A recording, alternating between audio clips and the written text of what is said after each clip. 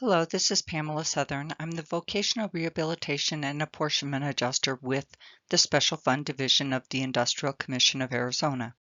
Today, we're going to talk about vocational rehabilitation. The ICA has offered vocational assistance to injured workers since its inception in 1925, with revisions in 1928 and 1939. This benefit is available as set forth in ARS 23-1065A. The ICA covers training costs associated with an injured worker's rehabilitation program if the injured worker has sustained permanent impairment and is unable to return to their regular employment. The program consists of three distinctive elements. One, vocational rehabilitation provided by the insurance carriers for injured workers that have unscheduled disability claims, also known as with carrier involvement. Number two, vocational rehabilitation for injured workers with unscheduled disability claims without insurance carrier involvement, also known as carrier involvement. Number three, vocational rehabilitation for injured workers with scheduled disability injuries, also known as scheduled. Launched in 1987, the Industrial Commission realized there was little incentive for a carrier to provide vocational rehabilitation to injured workers with scheduled injuries. As a result, the Industrial Commission developed a third element, vocational rehabilitation for injured workers with scheduled injuries who, because of their injury, were unable to return to their date of injury position. The following is a description of the current eligibility criteria. An injured worker who has a scheduled injury and is unable to return to the date of injury work is paid at 75% of their average monthly wage. Those are then evaluated for eligibility into the vocational rehabilitation program. Unscheduled with carrier involvement.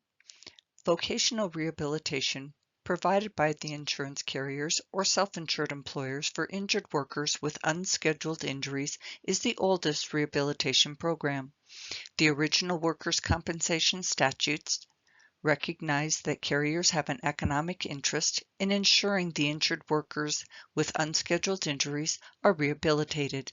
Under this program, carriers can develop the rehabilitation program and submit it to the special fund for review and approval. Upon approval, the special fund will pay the costs of the program, including tuition, books, supplies, etc. In these referrals, the carriers have committed to pay temporary partial disability through the completion of the program up to 2 years, along with the expense of the vocational counselor. This is consistent with the ICA policy. See Sample 104 in the next section. Upon completion of the rehabilitation training program, Form 104 and Form 107 shall then be issued to complete the closing process. This is the Notice of Claim Status, also known as Form 104, as indicated in the lower left-hand corner. This is how the form should be completed for the unscheduled vocational rehabilitation files with carrier involvement. This is the Notice of Claim Status, showing how the carrier indicates the vocational rehabilitation program has been completed for the unscheduled vocational rehabilitation files with carrier involvement. Unscheduled without carrier involvement. The next element we'll be talking about is unscheduled without carrier involvement. This applies to cases where the injured worker has sustained an unscheduled disability. The injured worker or their attorney is independently attempting to apply to the special fund. Once the request is received, the special fund verifies that the injured worker meets the threshold requirements and refers the individual to the Department of Economic Security and Rehabilitation Services Administration The Rehabilitation Services Administration then develops a vocational program and submits that program to the Special Fund Division for its review and approval. Upon approval, the Special Fund pays the cost of the program, including tuition, books, supplies, and other expenses as applicable. The Rehabilitation Services Administration funds the vocational counselor and may make available to the injured worker additional benefits as authorized under the Department of Economic Security programs. The carrier is not required to provide temporary compensation for this type of referral beyond the stationary date, and the normal processing rules apply. Vocational Rehabilitation Scheduled Impairments. Insurance carriers and self-insured employers provide to the ICA Special Fund Division the name of the injured worker with schedule type injuries who are unable to return to the date of injury work because of the work injury. Special Fund receives notification of claims that close with a scheduled disability payable at 75% of the average monthly wage from the claims division. The form looks like this. The Special Fund Division internally reviews available information to ensure the medical documents support the injured worker's inability to return to the date of injury work and maximum medical improvement to ensure stable work restrictions on which to base the retraining program. Medical documentation should support permanent restrictions and be submitted by the insurance carrier or self-insured employer. If the injured worker is found to be eligible for vocational rehabilitation, the Special Fund Division contracts with private rehabilitation firms. These firms have counselors statewide to provide vocational counseling and development of a vocational rehabilitation plan to assist the injured workers return to meaningful employment.